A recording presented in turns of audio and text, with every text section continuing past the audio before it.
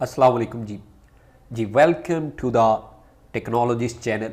Technologist channel की तरफ से आप लोगों को खुश आमदीद। आज का जो हमारा लेक्चर है वो है एथिकल हैकिंग का लेक्चर नंबर 8। और आज के लेक्चर के अंदर हम जनाब सीखेंगे कि यूज़र्स और हमारे पास फाइल्स परमिशन लिनक्स के अंदर किस तरह से लगाई जाती हैं और उनका इस्तेमाल हैकिंग के अंदर किस तरह से किया जा सकता है।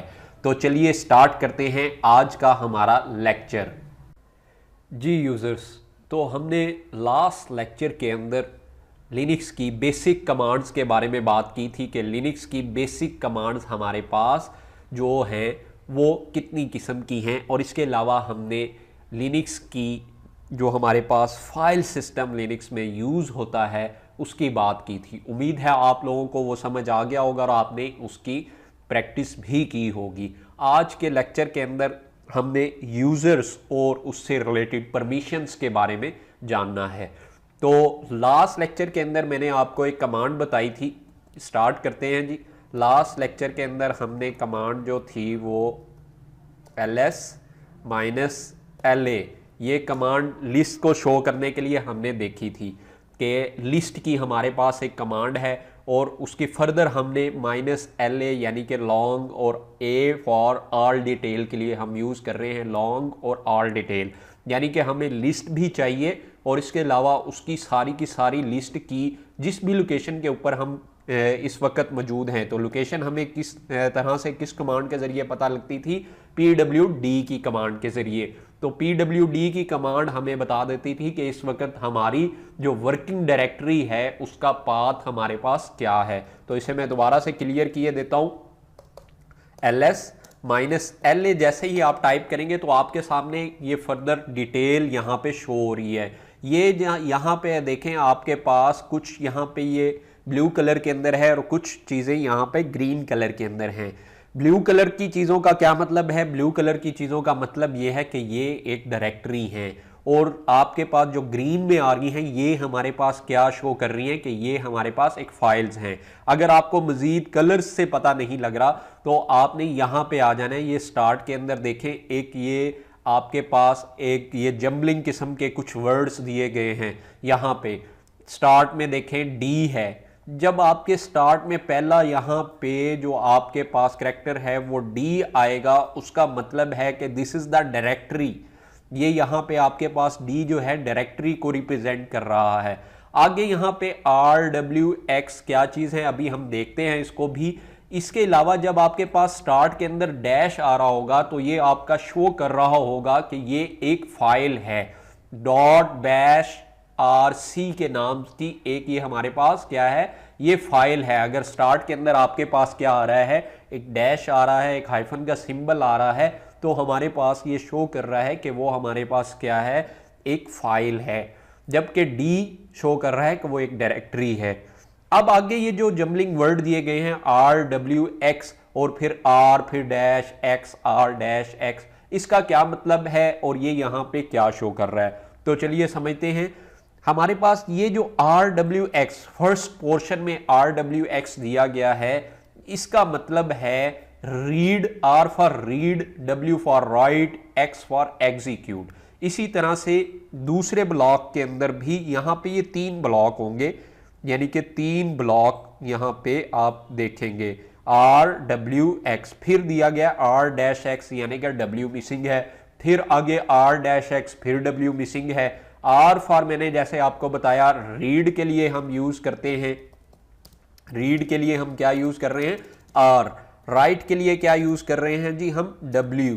इसी तरह से एग्जीक्यूट करने के लिए कोई भी चीज अगर आपको एग्जीक्यूट करना है तो उसके लिए आप क्या यूज कर रहे हैं, X यूज कर रहे हैं, याद रहेगा। अब आ जाते हैं, ये हम क्या पढ़ रहे हैं, ये हम पढ़ रहे हैं जी परमिशंस जो हमारे पास या वो डायरेक्टरी के ऊपर लगने वाली परमिशंस हैं। ठीक है, रीड राइट एग्जीक्यूट आया वो डायरेक्टरी के ऊपर अप्लाई हो रही है या फिर वो फाइल के ऊपर अप्लाई हो रही है, वो कौन कौन सी है और वो किस तरह की है। तो हमारे पास रीड राइट एग्जीक्यूट ये 3 किस्म की हमारे पास परमिशन होती है और हमेशा 3 ब्लॉक्स के अंदर लगती हैं। ब्लॉक्स कौन कौन से, सबसे पहला ब्लॉक यहाँ पे जो रिप्रेजेंट करता है वो हमारे पास इस फाइल के ऑनर को रिप्रेजेंट करता है। First block is representing the owner of the file. Second block represent करता है ग्रुप ऑफ द फाइल को, कि ये जो फाइल है इसका जो ग्रुप है उसके ऊपर कौन कौन सी परमिशन अप्लाई होती है, तो उसको रिप्रेजेंट करने के लिए यहां पे हमारे पास क्या है, सेकंड ब्लॉक है। थर्ड ब्लॉक जो है आपके अदर्स जो यूजर्स होते हैं उनके लिए यहां पे यूज होता है। अदर्स यूजर जो कि ना हमारे ऑनर हैं फाइल के और ना ही हमारे ग्रुप का पार्ट है, बल्कि इसके अलावा जितने भी आपके सिस्टम के अंदर या फिर एक्सटर्नल जो आपके यूजर होंगे किसी और सिस्टम के, तो वो हमारे पास अदर्स का पार्ट हुआ करते हैं। तो याद रहेगा तीन किस्म की हमारे पास परमिशन है, रीड, राइट एंड एग्जीक्यूट, और तीन किस्म के ही ब्लॉक हैं। First block is for owner, second block is for the group and the third block is for the others type of users. ठीक हो गया जी। अब ऐसा करते हैं कि जल्दी से हम यहां पे एक फाइल बनाते हैं, आप लोगों ने भी इसी तरह से साथ साथ काम करना है। तो लास्ट लेक्चर के अंदर हमने एक फाइल बनाई थी, यहाँ पे उसके अंदर एक टेक्स्ट लिख देते हैं और फाइल का नाम रख देते हैं जी हम hello.txt। ये हम कहाँ पे बना रहे हैं, जिस लोकेशन पे अभी हम इस वक्त मौजूद थे वहीं पे ये फाइल बनेगी। अब दोबारा से अगर हम उसी तरह से ls-la करें तो ये फाइल हमारे पास बन के आपके सामने आ गई है। अगर आपको यहाँ पे नज़र आ रहा हो तो ये वाली हमने एक फाइल बनाई है। अब देखें क्योंकि ये एक फाइल हमने बनाई है इसलिए इसके स्टार्ट में क्या आ रहा है, डैश। आगे जो इसको परमिशन हासिल है बाय डिफॉल्ट वो कौन सी है, रीड, राइट, और आगे एग्जीक्यूट की जगह डैश लगा हुआ है, यानी कि एग्जीक्यूट की परमिशन ऑनर को नहीं है। इसके अलावा ग्रुप को कौन कौन सी परमिशन है, ओनली रीड की परमिशन है। इसी तरह अदर्स यूजर जो हैं उनको भी जस्ट रीड करने की परमिशन हासिल है इस फाइल पे जो कि हमने बनाई है। अब आ जाता है कि हमारे पास परमिशंस जो हैं हम इसकी किस तरह से चेंज कर सकते हैं। हमें जब ज़रूरत होगी, हमने जो स्क्रिप्ट बनाने होंगे हैकिंग के अंदर, जितने भी स्क्रिप्ट यूज़ होंगे या कोई भी फाइल आप नेट से डाउनलोड करते हो किसी स्क्रिप्ट की, ठीक है, तो आपको उसे सबसे पहली बात तो फुल परमिशन देनी होगी, अदरवाइज वो आप एग्जीक्यूट नहीं कर सकेंगे। तो किस तरह से लिनक्स के अंदर परमिशन चेंज होती है, अभी मैं इसको एक दफ़ा क्लियर किए देता हूँ। यहाँ पे जनाब आपने जो कमांड यूज़ करनी है वो क्या होगी, chmod, यानी कि हम मॉड को चेंज करने जा रहे हैं, मॉडिफिकेशन करने जा रहे हैं किसी भी फाइल के अंदर या वो किसी भी डायरेक्टरी के अंदर हो सकती है। तो एक वे ये है कि आप यहाँ पे प्लस, यानी कि प्लस जो है सिंबल एक सिंटैक्स का पार्ट है, आप जो भी परमिशन देना चाहते हैं रीड, राइट या एग्जीक्यूट की, या सिर्फ आप ऐसे कर सकते हैं कि आप सिर्फ एग्जीक्यूट की परमिशन देना चाहते हैं किस फाइल के ऊपर, वो जो आपकी फाइल आपने बनाई hello.txt के नाम की, इस फाइल के ऊपर आप सिर्फ एग्जीक्यूट की परमिशन देना चाहते हैं। एक वे ये है, आप इस तरह से दे सकते हैं। दूसरा वे ये है कि हमारे पास हमने कहा कि रीड, राइट और एग्जीक्यूट, हम मैथमेटिकली भी इस काम को कर सकते हैं और लिनक्स के अंदर ज़्यादातर जो प्रेफर वे है वो हमारे पास क्या है कि आप मैथमेटिकली इस काम को करें। तो रीड को हम जो नंबर असाइन करते हैं वो 4 होता है, राइट को जो नंबर हम असाइन करते हैं वो 2 होता है, और इसी तरह से एग्जीक्यूट को जो हम नंबर असाइन करते हैं वो हमारे पास 1 होता है। ये टोटल हमारे पास अगर आप इसको काउंट करें तो किसके इक्वल आता है, 7 के। 4 सम प्लस 2 प्लस 1 आपके पास क्या है, 7। तो अगर हमें किसी भी फाइल के ऊपर या किसी भी डायरेक्टरी के ऊपर फुल परमिशन देनी हो तो हम क्या टाइप कर सकते हैं कि 7 परमिशन। 7 का मतलब है कि उसको रीड की परमिशन भी हासिल होगी, राइट की परमिशन भी हासिल होगी और एग्जीक्यूट करने की परमिशन भी हासिल होगी। तो अब हम परमिशन देते हैं मैथमेटिकली, तो हम क्या देना चाहते हैं, हम चाहते हैं कि हमारा जो ऑनर है उसको रीड, राइट, एग्जीक्यूट की परमिशन हासिल हो, इसी तरह से जो ग्रुप है उसको भी रीड, राइट, एग्जीक्यूट की परमिशन हासिल हो, और इसी तरह से जो हमारे अदर यूजर हैं उनको भी रीड, राइट की परमिशन हासिल हो। तो आगे हम क्या देते हैं, फाइल का नाम, जो हमारी फाइल का नाम हमने रखा था। तो फाइल का नाम हमारे पास चेक कर लेता हूं, हमने क्या रखा था, ls-la। फाइल का नाम है जी हमारा यहाँ पे दोबारा chmod 777 यानी कि हम फुल परमिशन दे रहे हैं, और हेलो क्या फाइल है जी हमारी, हेलो डॉट टेक्स्ट के नाम की जो फाइल है इसके ऊपर। देखें जी, अगर आपको कुछ रिटर्न नहीं हुआ, कोई सिंटैक्स एरर वगैरह, तो उसका मतलब है कि आपकी परमिशन अप्लाई हो चुकी है। अब दोबारा से अगर हम ls करके देखें, ls-la, तो आप देखेंगे कि परमिशन हमारे पास उस फाइल की चेंज हो चुकी है और ये फाइल बोल्ड के अंदर ग्रीन हो चुकी है, यानी कि इसको फुल परमिशन हासिल है।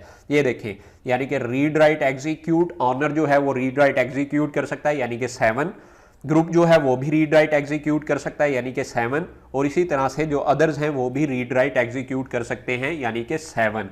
इसी तरह से जब भी आपने कोई फाइल, कोई स्क्रिप्ट जो है हैकिंग पर्पस के लिए डाउनलोड करना है, तो हमें सबसे पहले उसकी परमिशन को चेंज करना होगा।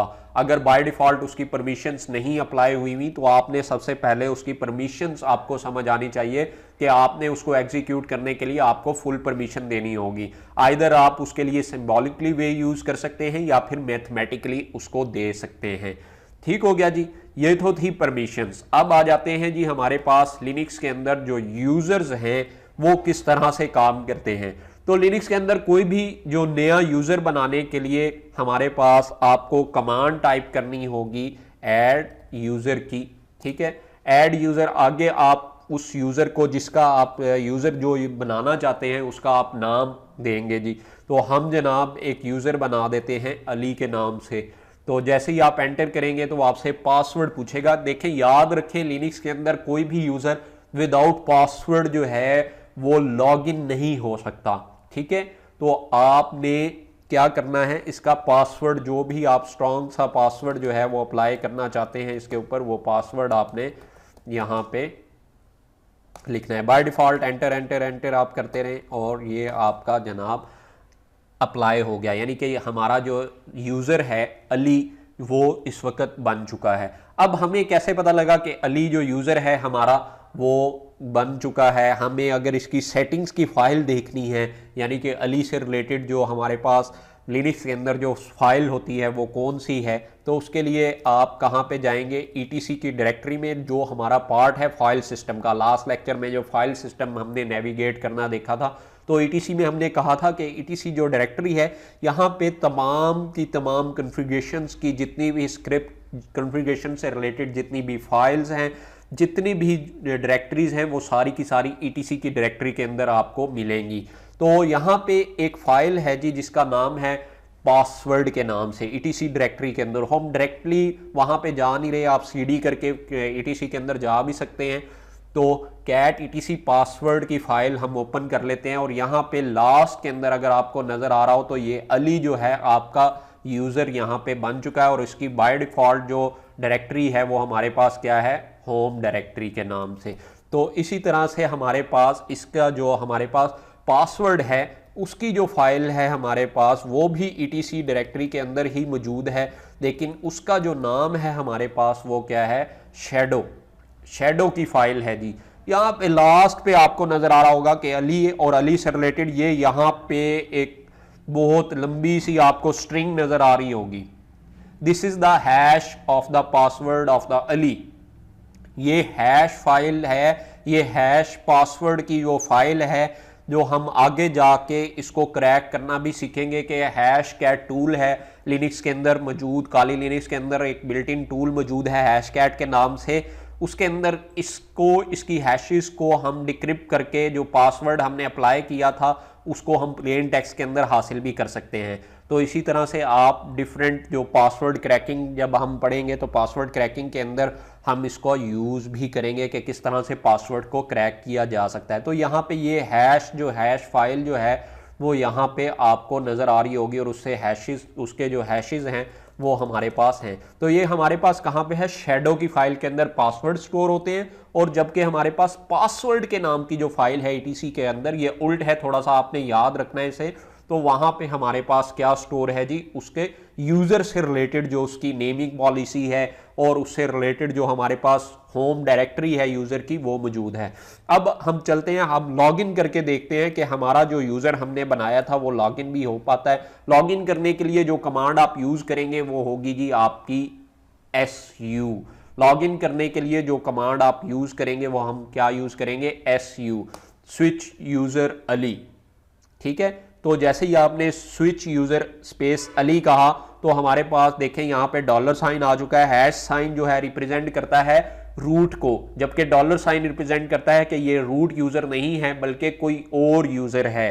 अब हम अली यूजर के ऊपर आ चुके हैं। दोबारा से अगर हमें रूट के पास जाना है तो स्विच यूजर हम क्या करेंगे, रूट।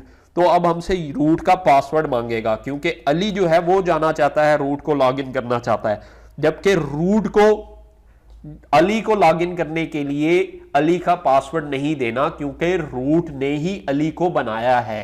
ठीक है, रूट ही सारे यूजर्स क्रिएट करता है, रूट ही सारी की सारी कॉन्फ़िगरेशन की फाइल जो है वो उनको डील कर सकता है, जबकि हमारा जो ऑर्डिनरी यूजर रूट बनाएगा उसके पास बिल्कुल एक महदूद हद तक परमिशंस हुआ करती हैं, तो उसको एक खास लिमिट के अंदर परमिशंस हासिल हैं। तो रूट जो है हमारे पास उसको फुल परमिशन हासिल है, जबकि अली को एक लिमिट के अंदर परमिशंस हासिल हैं।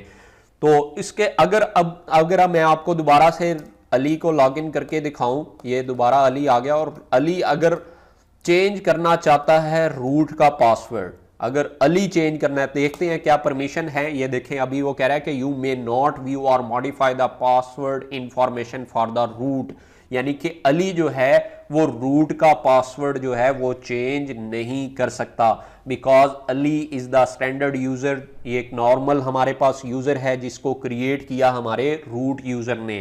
तो अगर मैं इसे कहूं कि जनाब आप ऐसा करो सुपर यूजर डू, यानी कि हमारे पास एक फाइल होती है लिनक्स के अंदर जिसे हम सुडोर फाइल्स कहते हैं, सुपर यूजर्स की फाइल होती है। अगर हम इस अली का नाम इस यूजर की फाइल के अंदर डाल दें और उसके बाद अली को बता दें कि जनाब रूट का पासवर्ड ये है, तो तब ये काम ये कर सकता है। अब अगर हम सुडो और इसको कहें पासवर्ड चेंज करें जी रूट का, तो देखें आपको वो क्या कहेगा।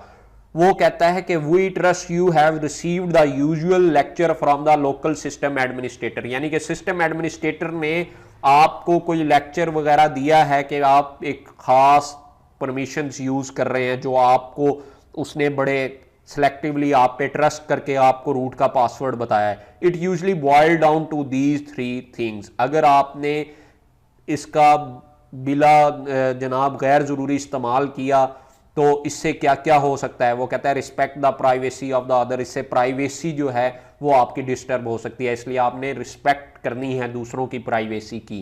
थिंक बिफोर यू टाइप, कोई भी ऐसा काम करने पासवर्ड चेंज कर रहे हो तो एक दफ़ा दोबारा से सोच लो भाई आप पासवर्ड चेंज करना चाह रहे हो किसका, रूट का।